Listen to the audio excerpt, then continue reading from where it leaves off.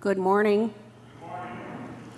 This morning, our story takes place during David's rise to power at the beginning of the book of 2 Samuel. The turning point between the books of 1 and 2 Samuel is the death of Saul, David's predecessor, along with his son and David's best friend, Jonathan. With Saul out of the picture, David is now aggressively building his empire. His military prowess has resulted in the unification of the kingdoms of Judah and Israel, and he seeks to make Jerusalem, once a Canaanite stronghold, but now under his control, the new capital of his growing nation. In this morning's reading, David is now in the midst of transporting the ark to the new capital. The author writes, "So David went and brought up the ark of God from the house of Obed-Edom to the city of David with rejoicing. And when those who bore the ark of the Lord had gone 6 paces, he sacrificed an ox and a fatling. David danced before the Lord with all his might. David was girded with a linen ephod. So David and all the house of Israel brought up the ark of the Lord with shouting and with the sound of the trumpet. As the ark of the Lord came into the city of David, Michal, daughter of Saul, looked out of the window and saw King David leaping and dancing before the Lord, and she despised him in her heart. They brought in the ark of the Lord and set it in its place, inside the tent that David had pitched for it. And David offered burnt offerings and offerings of well-being before the Lord.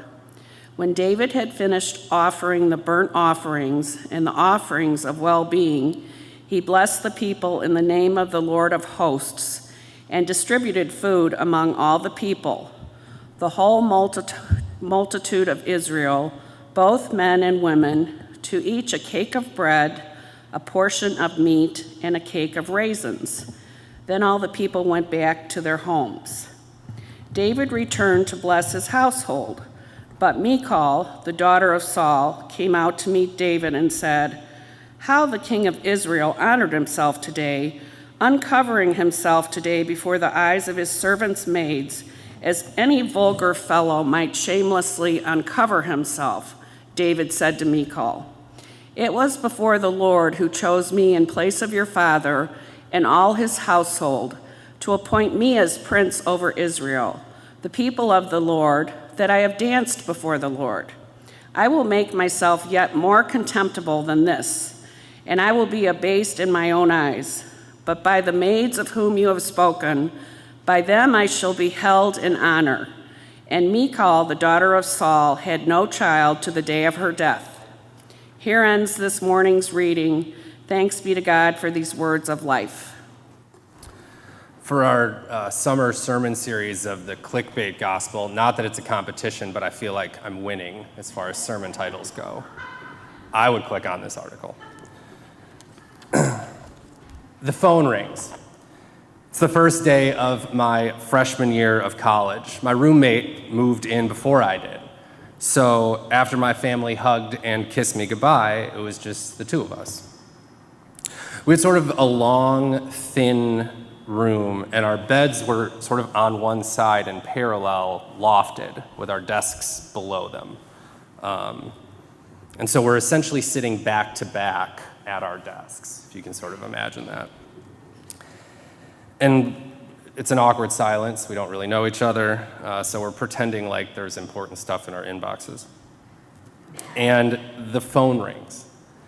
Now, this is 2006 we're talking about, so pretty much everyone had cell phones. But at Grinnell, they provided a landline for your dorm room. It was one of those one-line desk phones with the gray push buttons and the little 2 bits of plastic that came up when you picked up the receiver. You know what I'm talking about? I miss those so dearly. Just because there's just no replacement for like the slamming the phone down when you want to hang up on, like you can't do that on a cell phone. So the phone rings. it's like a horror movie, right? There's this like awkward, pregnant silence, and then that iconic ringing that I'm sure you can imagine in your head what that sounds like. And so we just slowly turn and look at each other. Now, I don't know the phone number for my dorm room. They didn't tell us. I don't even know how to find out what it is. So I don't move. It can't possibly be for me. My roommate, who I found out was actually later in the same boat, walked over and answered it. Hello? It's for you. Terrified, I took the phone. This is Grant. Hey, Grant, this is C-Rub over at the slum. In 15 minutes, I want you to head up to the 3rd floor of your dorm. There, you're going to find a guy named Lars. He's going to take you off campus to the slum. Don't worry, he knows the way. See you in about a half hour. Click. First day of college. To me, best case scenario, I'm already getting hazed without pledging anywhere. Or worst case, I'm going to get kidnapped by a giant Swede and brought to some unknown hellish destination where I meet someone who goes by what I have to assume is a criminal moniker of C-Rub. So obviously I went. I told my roommate that if I didn't text him back within an hour of my departure to call the cops and then to call my family and tell them that I love them very much. As it turns out, Lars was another freshman on the cross-country team. The slum was the affectionate name for the cross-country house off campus, as it was a total pit, and C-Rub was one of the team captains. That night turned out to be a pretty awesome party, actually. Meeting my new teammates, and perhaps just as importantly, the women's team as well. I wanted to begin this morning's message with that story because it actually has quite a lot in common with our Bible story this morning, which I'll make clear as we go through. In the scripture reading, as Melissa mentioned, we find David transporting the ark from the house of Obed-Edom to Jerusalem. And much like my experience in college, this story is teeming with ambiguity. In researching this sermon, I found an incredibly wide array of meanings that various folks have derived from this passage. But before we get into it, a little bit of background. Up until now, David has had incredible military success, thanks to his close relationship and reliance upon God. But now he finds himself in a time of liminality. I've mentioned this word before, but if you're unfamiliar with it, liminality is a word that refers to the ambiguity and disorientation occurring in the midst of a transition. This can be a transition during a ritual or during a cultural or social moment. A fluid situation is created in which the present and future are uncertain. For example, due to the current pandemic that we are living in, and this sort of coming out of that pandemic time, that is a very liminal space to be in. We're just starting to gather in groups again. We're not entirely sure how this is all going to turn out long term as far as how this affects our lives. This pandemic has also raised concerns around childcare, public health, and racism, where we also see potential for major change and a shift in how we look at these issues. So for me, or anyone really who's a college freshman, there is a new residence, new friends, new classes, the potential to be someone you haven't been before. David is also in a liminal space, and almost every detail of the story reinforces this. But we actually have to start even a little bit earlier than that. Quick biblical crash history course. The Ark of the Covenant, which contains the tablets upon which God wrote the commandments, was obviously given to the Israelites. However, after some time, the Israelites find themselves at war with the Philistines, which is kind of a running theme. They go back and forth over the course of many years. But eventually the Israelites are losing a battle. And so they decide to bring the ark up to the front front line in hopes that God's proximity to the enemy will help them win the battle. And actually, I've tried this same thing. Later that very semester, I prayed God would help me do well on my calculus midterm, despite sustaining substantial casualties leading up to it. The Israelites lost that battle, and I failed that midterm. So it turns out God doesn't work like that. So now the Philistines have possession of the ark, which God is obviously not terribly pleased about. And as we know from Indiana Jones, when the wrong people have possession of the ark, things generally don't go very well.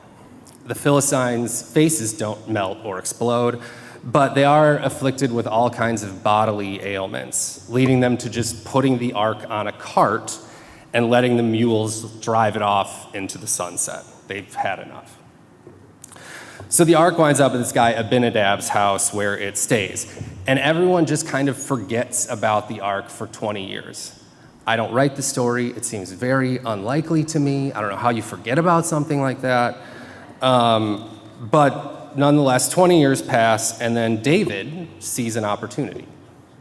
If he is able to bring the ark to Jerusalem, this gives his rule not only military legitimacy, but religious legitimacy. The ark has always been housed in the tabernacle, a tent. If David can establish a new home for God in Jerusalem, then even the old supporters of Saul would have to acknowledge that his rule is divinely ordained. So not only is David's overall kingdom in a time of liminal transition, as he establishes control, but the transportation of the ark is itself a liminal time and space. However, the ark is not just a symbol. It's not like an embassy, for instance. It has real power in itself. You'll notice in today's reading, David wasn't going up to Abinadab's house. He was going to Obed-Edom's. So why the pit stop? Well, as it turns out, David had already tried to move it once. And during that move, the cart lurched. And Uzzah, who's one of Abinadab's sons, put his hand out to stop it from falling off the cart. But Uzzah had not been cleared to touch the ark, so God struck him dead on the spot for that. Marion, don't look at it. Shut your eyes. Shut your eyes, Marion, no matter what happens. Indiana Jones knew the awesome and unpredictable power of the ark. Uzzah did not. And this freaks David out, so he drops the whole thing. Just leaves the ark where it is and runs back to Jerusalem. It's like, I'm not messing with that. However, after some time, the house of Obed-Edom flourishes under the blessing of the ark. So David feels as though now it is safe to return and try again. Again, more liminality. We're not really sure how God is going to react to this. We aren't really sure if David's going to do what he's supposed to do. There's a lot of unanswered questions. There's fear, but also excitement. And then comes the line in our story over which so much ink has been spilled. David danced before the Lord with all his might. David was girded with a linen ephod. Here's where the controversy begins. Some of us can't even agree what a linen ephod actually even is. Our more conservative brothers and sisters look at it as something akin to a toga or a robe. On the other hand, I would argue that the vast majority of folks, both moderate and progressive, view it as something more like a loincloth. It is an item of clothing generally worn by priests of this time. So if we place our modern day ideas about what religious clothing looks like, then of course it's a long robe.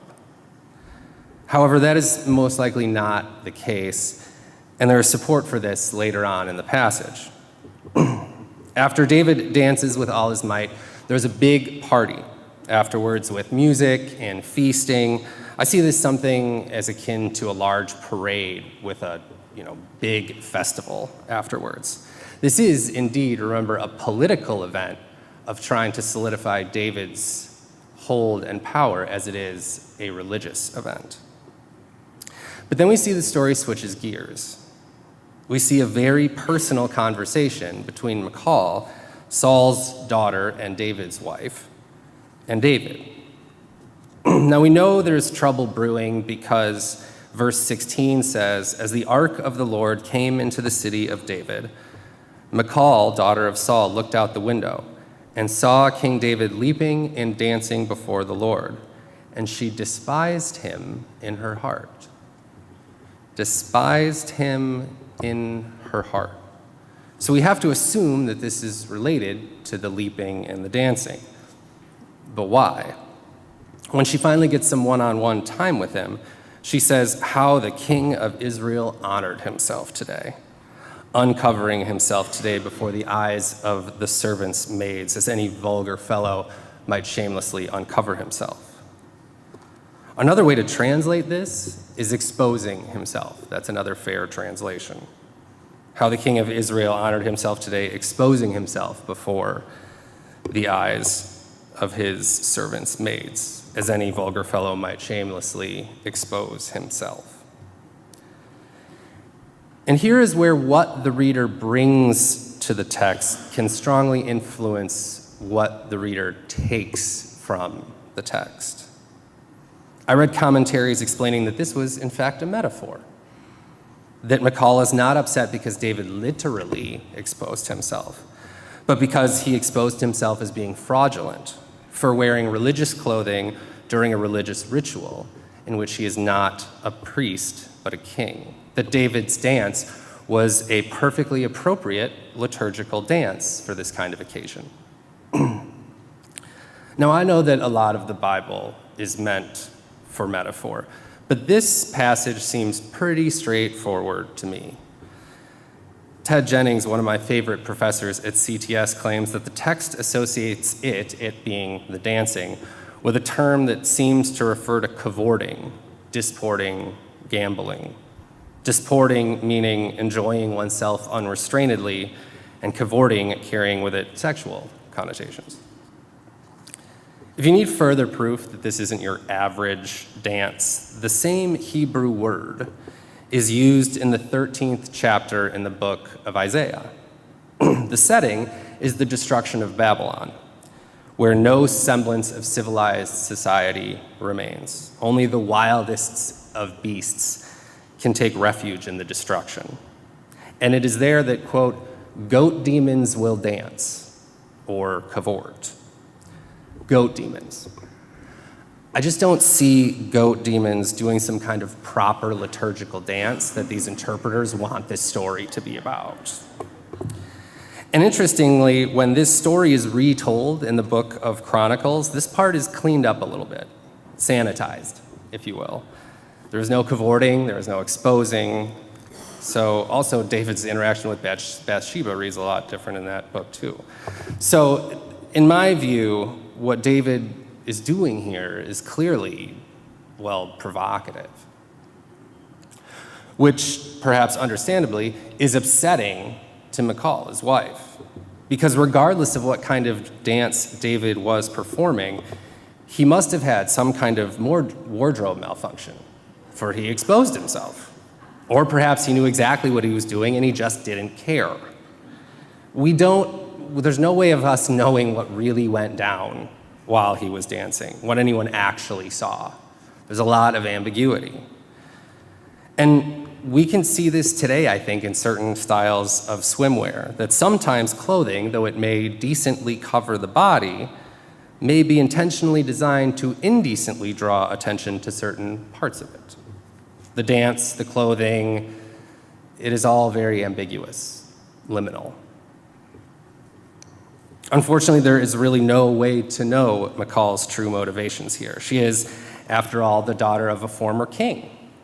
So perhaps she feels that she knows how a king is meant to act better than David does. And that David thinks that as a king, or she thinks that David as the king should have some more decorum. Perhaps she really is jealous and angry that even the servants' maids, the lowliest of all women, saw him on full display. Perhaps she saw in David's wild dancing a loss of control that reminded her of her father's increasingly violent and erratic actions, which led to his ultimate downfall. Arguments have even been made that David's primary passion was once for Saul and then for Jonathan. And with both of them dead, the passion is now not directed toward her, but toward God. For in David's reply, he says, "It was before the Lord who chose me in place of your father and his household, to appoint me as prince over Israel, the people of the Lord, that I have danced before the Lord." He begins and ends that statement with, "before the Lord." The womenfolk are of no consequence in David's thinking. We as the readers are not given her motivation, which I would argue that the writer would have been well aware of and intentionally left it open. It adds to the ambiguity of the story. How is a king supposed to act as the leader of this new fledgling empire? What is the king's relationship with God supposed to look like? Who is the Grant that I want to show up at my first college party? There is a lot of confusion here. And you may be asking yourself, well, Grant, what the heck am I supposed to take from this? What do loincloths and dancing goat demons have to do with my life of discipleship here in the 21st century? I think the takeaway lies in how this passage ends, which is a bit curious in itself, but I think we can handle it. Verse 23 reads, "And Michal, the daughter of Saul, had no child to the day of her death." From a political perspective, we could argue that this rupture between David and Michal represents a transition from David's reliance on being married to the former king's daughter and the legitimacy that that brings, to a reliance on David's relationship with God alone. So he was relying on his connection to Saul. Now he's just relying on his connection to God. And I think that would be a fair argument to make in a religious studies class. We could also argue that the punishment fits the crime, as Michal is no longer granted access to that which she so strongly condemned. Nonetheless, for our life of faith, I think this story most importantly has something to teach us about how to comport ourselves in times of liminality, in times when we are faced with something new that we perhaps don't fully understand.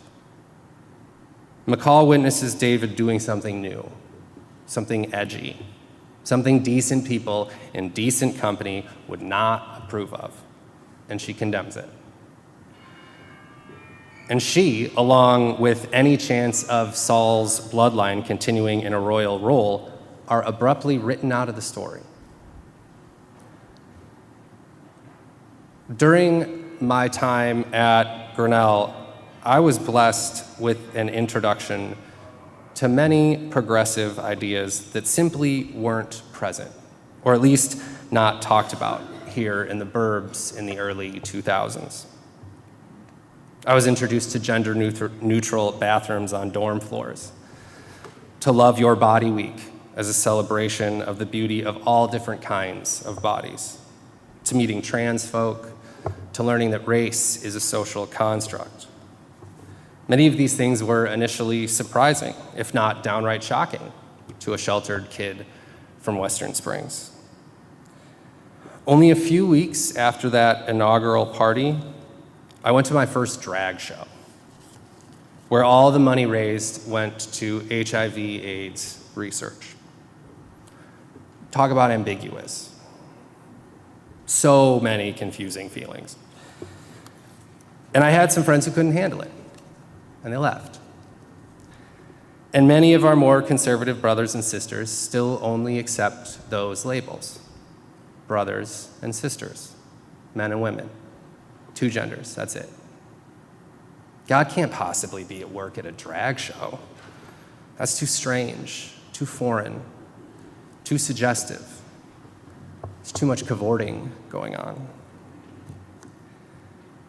But I can say with complete certainty that God was present at that drag show. In our first hymn, we sang the line, "God of many names, we invite you to show us the new names that reflect our true souls." If it wasn't the true souls of those drag kings and queens being displayed up there on the stage, I don't know what else it could have been. The affirmation of all God's children and all their beauty and splendor was nothing short of divine. The money freely given so that those who are brutally ostracized by our society may one day suffer less than they do now, that's caring for the least of these. God was just as present at that drag show as God is at any given church on a Sunday morning. The ambiguity of a situation does not preclude God's loving presence. David lived into the ambiguity in his life, into that bizarre liminal space where fear and excitement gestate into something wholly new. But as we see with McCall, that place is often uncomfortable. Where is it in your life that God is bringing you to the edge of your comfort zone? Is there an opportunity to form or deepen a relationship with someone different than yourself?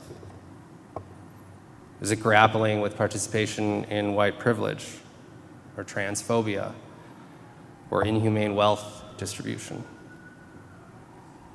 What new decisions can we make that no longer limit which bodies and souls are fed and which are left to starve?